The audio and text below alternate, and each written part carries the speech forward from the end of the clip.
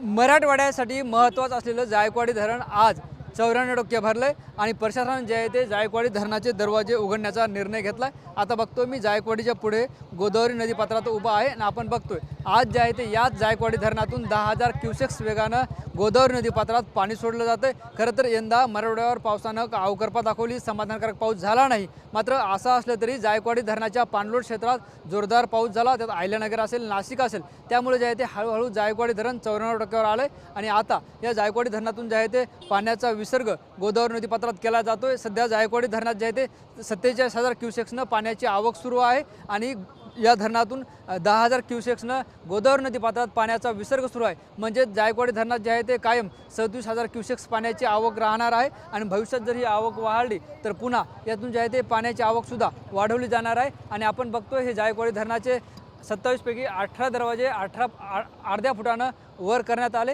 आणि गोदावरी नदीपात्रात हा सगळा या ठिकाणी विसर्ग सुरू असल्याचं चित्र आपल्याला पाहायला मिळतं। जायकवाडी धरण भरल्यामुळे मराठवाड्यातील अनेक जिल्ह्याला याचा फायदा होणार आहे। अनेक ठिकाणी जे आहे ते अजूनही भूजल पातळी वाढली नव्हती, त्यामुळे जे आहे आता नदी असेल तीसुद्धा प्रवाहित होणार आहे, बोर विहीर यांनासुद्धा पाणी येणार आहे। गोदावरी नदीपात्रसुद्धा अनेक ठिकाणी आपल्याला उघडं पाहायला मिळत होतं, आता गोदावरी नदीपात्रसुद्धा पूर्ण दुथडी भरून वाहताना आगामी काळात पाहायला मिळणार आहे। मात्र यावर्षी जे आहे ते 4 ऑगस्ट रोजी प्रथमच जायकवाडी धरणाचे दरवाजे सोडल्यामुळं खालच्या भागाला सुद्धा याचा मोठा फायदा होणार आहे आणि या सगळ्या अनुषंगाने जे आहे ते प्रशासनाच्या वतीनं अलर्ट देण्यात आला आहे, खबरदारी घेण्याचं आवाहन सुद्धा करण्यात आलं आहे। गोदाकाठचे जे गाव आहेत त्यांना सुद्धा इशारा देण्यात आला आहे, कोणीही नदीपात्रात उतरू नये, मच्छीमारी करू नये किंवा गोदावरी नदीकाठी कोणीही गुरढोर बांधू नये, ते सुरक्षित ठिकाणी हलवावे असं आवाहन प्रशासनाच्या वतीनं करण्यात आलं आहे। आपण जर बघितलं तर गतवर्षी 31 जुलै रोजी गोदावरी नदीपात्रात जे आहे ते जायकवाडीतून विसर्ग करण्यात आला होता आणि आज जे आहे ते 4 ऑगस्ट रोजी गोदावरी नदीपात्रात विसर्ग पाण्याचा होताना पाहायला मिळतो आणि जायकवाडी धरण जे आहे ते आता 94% भरले,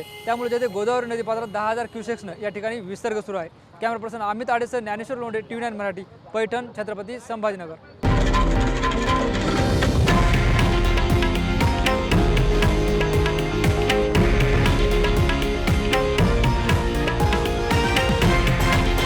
हे आहे देशातील नंबर 1 न्यूज नेटवर्क आणि आपण पाहत आहात TV9 मराठी, एकमेव।